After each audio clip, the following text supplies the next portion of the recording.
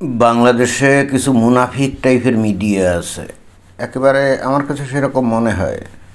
তার মধ্যে এখানে যে দীপ্ত টিভি বলে একটা মনে হয় যে টিভি আছে, তো এরা তো মনে হচ্ছে যে 100% মুনাফিক। তা যদি না হয় তাহলে এই যে বাংলাদেশ এবং পাকিস্তান, এখন তো যে বাংলাদেশ পাকিস্তান মুসলমান মুসলমান ভাই ভাই, পাকিস্তান তারা তাদের ছোটো ভাইকে অনেক দিন পরে খুঁজে পেয়েছে, যেখানে বাংলাদেশটাই হয়তো পাকিস্তানের সাথে মিলে যাওয়ার জন্যে বাংলাদেশের মানুষ প্রচণ্ড রকম চেষ্টা করে যাচ্ছে।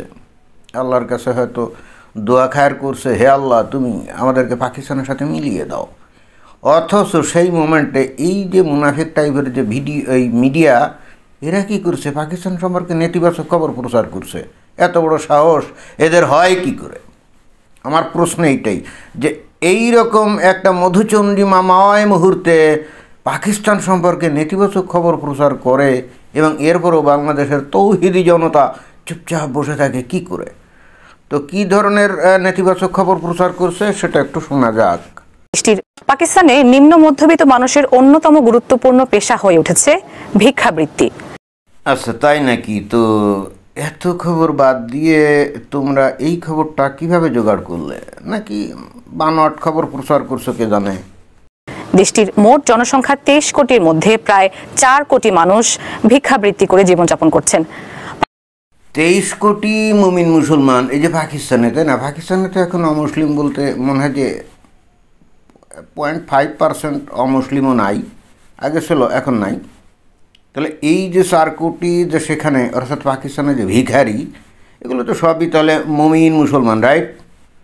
তো এই যে মুমিন মুসলমান হয়ে এখন এই যে খবর পাঠিকা বা এই দীপ্ত টেলিভিশনের যে খবর যারা ছাপায় মানে প্রচার করে, তারা কি অমুসলিম নাকি? অথবা তারা কি ইহুদি নাসারা কাফের অথবা মুনাফিক?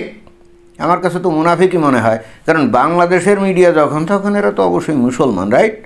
তো মুসলমান হয়ে এই মুসলমানের এই যে অপবাদ দিচ্ছে, মুসলমানকে অপমান করছে, এবং তাও আবার কোন মুসলমান? যে মুসলমানদের সাথে এখন বাংলাদেশের মুমিন মুসলমানরা একেবারে হৃদয়ে হৃদয় মিলে যেতে চায়, তো তাদের সম্পর্কে এই ধরনের নেতিবাচক খবর দিচ্ছে।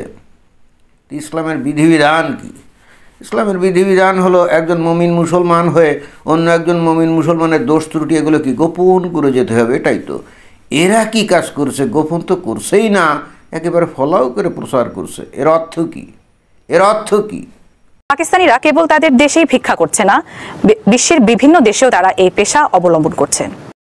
তারা সেই সমস্ত দেশে গিয়ে ভিক্ষা করে যে দেশগুলো হলো ধনী এবং যেখানে কোনো গরিব নাই, তো ওই ধনী লোকজনগুলা এবং অবশ্যই আরব দেশগুলা, তাই না? তো তারাও তো মুসলমান, তো তাদের মানে ইসলাম ধর্মে তো ভিখারিকে ভিক্ষা দেওয়া একটা সবের কাজ। তো এখন ওদের দেশে সবাই যদি ধনী হয় তাহলে ভিখারি তো সেখানে নাই এবং কেউ তো সোয়াব অর্জনের জন্য ভিক্ষা দিতে পারে না। তো এই হেতু পাকিস্তান থেকে দলে দলে হাজারে হাজারে কাতারে কাতারে এই সমস্ত দেশে গিয়ে ভিক্ষা করে একটাই উদ্দেশ্য, এদের যতটা না আয় উপার্জনের উদ্দেশ্য তার থেকে ওই আরবের লোকজনের যাতে সোয়াব অর্জিত হয়, যার ফলশ্রুতিতে ওই শেষ বিচারের পরে যাতে 72 হুর পেতে পারে, সেই রাস্তা পরিষ্কার করার জন্য যায়। বিষয়টা তো এমন না যে তারা শুধুমাত্র ভিক্ষা করে বেঁচে থাকার জন্য যায়, জি না। তাহলে তারা ওখানে যায় ওই সমস্ত ধনী আরবদের সোয়াব বৃদ্ধির মহান উদ্দেশ্য নিয়ে। আমার কাছে তো সেটাই মনে হয়। ভিক্ষুকের কারণে বিপাকে পড়েছে পাকিস্তান সরকার, এমনকি বিশ্বব্যাপী ভাবমূর্তি সামলাতে নানা অসুবিধা হচ্ছে দেশটির। কী ধরনের ফালতু কথাবার্তা এই যে বলে, ভিক্ষুকের কারণে পাকিস্তান নাকি বিপাকে পড়ছে। তো এই যে ওরা যে বিপাকে পড়ছে, এটা কি এই দীপ্ত টেলিভিশনের যে সাংবাদিক এদেরকে বলছে? এ তো বানিয়ে বানিয়ে বলছে, তাই না? এবং পাকিস্তানের ব্যাপারে বস্তুত নেতিবাচক খবর পরিবেশন করছে, যাতে বাংলাদেশের মুমিন মুসলমানদের মধ্যে এই পাকিস্তান সম্পর্কে এবং পাকিস্তানের মুমিন মুসলমান সম্পর্কে একটা নেতিবাচক ধারণা তৈরি হয়। এছাড়া তো আমার কাছে অন্য কিছু মনে হচ্ছে না। ওই যে সমস্ত দেশে এই পাকিস্তানের এই ভিখারি গিয়ে ভিক্ষা করে, তারা নিশ্চয়ই এসে এই দীপ্ত টেলিভিশনের এই খবরের মানে খবর যারা পরিবেশন করছে এদেরকে বলছে নাকি যে আমরা বড়, অথবা পাকিস্তান সরকার কি এসে বলছে যে আমরা খুব বিপদে পড়ছি বা বিপাকে পড়ছি, আমাদের আত্মসম্মান এবং সম্মান কোনোটাই আর থাকছে না? 100% আমি গ্যারান্টি দিয়ে বলতে পারি না এই ধরনের কোনো কিছু এদের কাছে বলে নেই। তাহলে এরা আগ বাড়িয়ে এই ধরনের ফালতু কথা, ফালতু খবর কী কারণে প্রচার করছে? এদের উদ্দেশ্য কী? পাকিস্তানের সংবাদপত্র ডনের প্রতিবেদন অনুযায়ী দেশটির মোট জনসংখ্যার ৩.৮ কোটি পেশাদার ভিক্ষুক রয়েছে। একজন ভিক্ষুকের প্রতিদিন গড় আয় 850 পাকিস্তানি রুপি। আয় হিসাবে তো একেবারে খারাপ তা তো না। 850 পাকিস্তানি রুপি যদি আয় করে সেটা তো আমার কাছে বেশ ভালোই মনে হচ্ছে। তো এই যে এরা যে ভিক্ষা করে, এখন পাকিস্তানে তো প্রচুর ধনী লোকজন আছে না? বিশেষ করে ওদের সেনাবাহিনীর লোকজন তো সবাই ধনী, কারণ ওরা তো গোটা দেশটাকে লুটেপুটে খায়। এবং পাকিস্তানের অধিকাংশ বড় বড় যে ব্যবসা প্রতিষ্ঠান আছে এগুলোর মালিকও নাকি এই পাকিস্তানের সেনাবাহিনী। এবং পাকিস্তানের যে বার্ষিক বাজেট তার একটা সিংহভাগ এই সেনাবাহিনীর জন্য বরাদ্দ করতে হয়, এবং এরা কিভাবে কোথায় কি খরচ করবে এটার কোনো অডিট কোনো কিছুই হয় না। জাস্ট এরা যেমন ইচ্ছা খুশি নয় ছয় করে খরচ করে। আবার এরা ওই যে ভাড়াটে সৈন্য হিসাবে কাজ করে, যেমন আমেরিকার ভাড়াটে সৈন্য হিসাবে এরা কাজ করে আর কি, এবং সেক্ষেত্রেও তারা ভালোই আয় উপার্জন তারা করে। তো এই সেনাবাহিনীর লোকজন যারা নাকি অনেক টাকা পয়সা আয় করে, তো তাদের তো ভিক্ষা দেওয়ার দরকার আছে, তাদের তো সোয়াব কামাই করার দরকার আছে, কি আছে না? তাদের জন্য হলো তো পাকিস্তানে বেশ উল্লেখযোগ্য সংখ্যক ভিখারি থাকা দরকার আছে।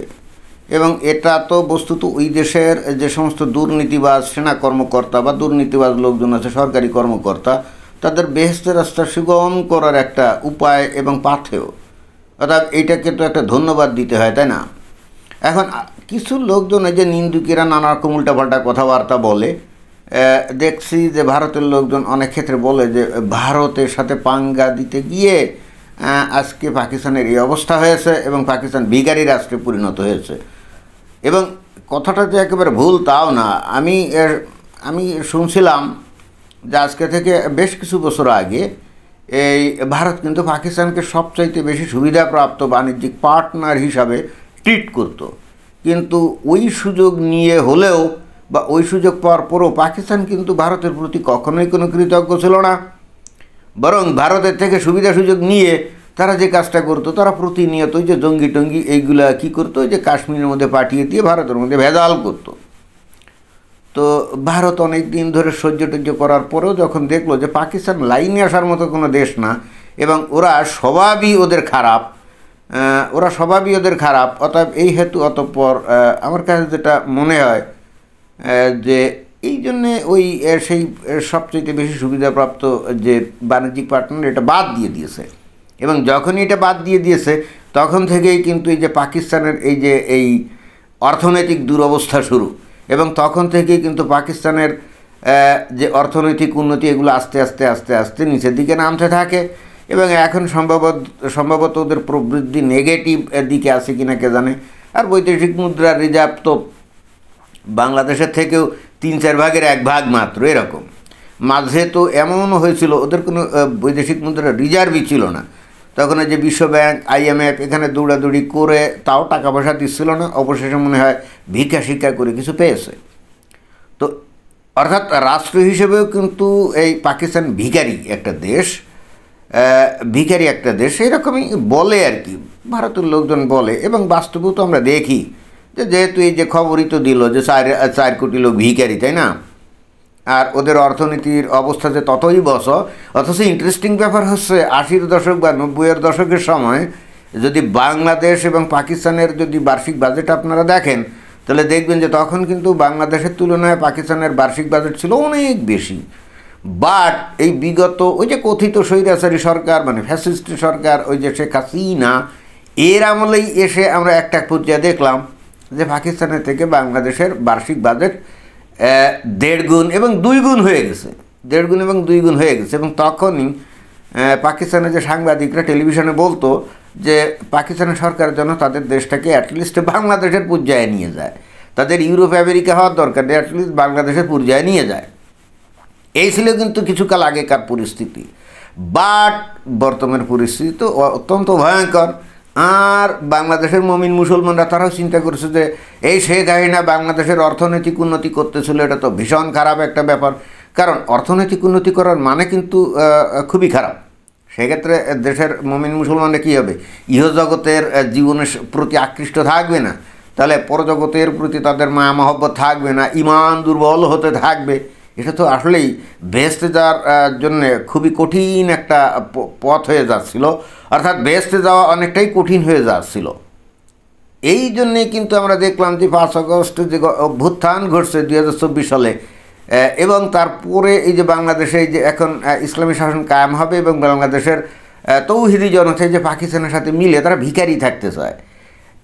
ইন্টারেস্টিং ব্যাপার হচ্ছে শেখ হাসিনার আমলে বাংলাদেশের প্রত্যন্ত অঞ্চলে কিন্তু ভিখারি টিখারি তেমন ছিল না।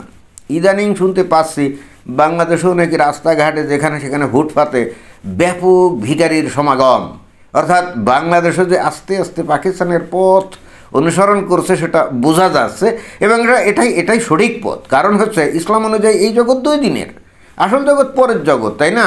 তো এই জগতে আপনি ভিক্ষা করেন, মন চায় না খেয়ে থাকেন, মন চায় দুর্ভিক্ষে মরেন, মহামারীতে মরেন, so what, it doesn't matter. কারণ হাদিসে আছে মুমিন বান্দা যদি দুর্ভিক্ষ বা মহামারীতে মারা যায় সে কিন্তু শহীদের মর্যাদা পেয়ে সোজা বিনা বিচারে ডাইরেক্ট জান্নাতে চলে যাবে। তো ভারত এখন বাংলাদেশ তো ওই যে ওই যে পাকিস্তানের পদাঙ্কই অনুসরণ করছে, যেটা কিন্তু খুব ভালো জিনিস। এবং যেহেতু ভারতের সাথে পাঙ্গা নিতে গিয়ে পাকিস্তান রাষ্ট্রটা আজকে ভিখারির রাষ্ট্রে পরিণত হয়ে গেছে, এবং আমরা ইন্টারেস্টিংলি খেয়াল করছি এই যে 15-16 মাস এই অন্তর্বর্তীকালীন সরকার আছে না, বাংলাদেশ কিন্তু ভারতের সাথে পাঙ্গা নিতে গিয়ে অলরেডি কিন্তু যথেষ্ট ভিখারির সংখ্যা বাড়িয়ে ফেলছে।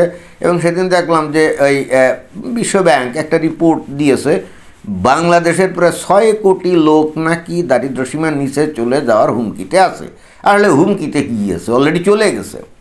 এবং ঠিক সেটাও বোঝা যায় বাংলাদেশেও ভিখারির সংখ্যা বেড়ে যাওয়া, অর্থাৎ বাংলাদেশ কিন্তু অচিরাত পাকিস্তানের সাথে মিলে যাওয়ার একটা সমপর্যায়ে চলেই গেছে। এরপরেও কিন্তু বাংলাদেশের তৌহিদি জনতা, মুমিন মুসলমান, তারা কিন্তু তাদের কিন্তু কোনো সম্বেদ নাই, তারা কিন্তু এখনও ভারতের বিরুদ্ধে হুঙ্কার দিয়ে যাচ্ছে। It's okay, fine. এবং সেটাই হওয়া উচিত। এই জগৎ তো 2 দিনের, আসল জগৎ তো পরজগতে, তাই না? এই জগতে এত ধন সম্পদের পিছনে বা অর্থনৈতিক উন্নতির পিছনে ছুটে তো লাভ নেই, তাতে তো বেশ তো হারাম হয়ে যাবে। তো এই কাজ তো করতে পারে না। তো এই হেতু বাংলাদেশের এখন পথপ্রদর্শক হলো পাকিস্তান, এবং এই জন্যে এই 2 দলের মধ্যে বা 2 দেশের মধ্যে ব্যাপক একটা মিল মহব্বত।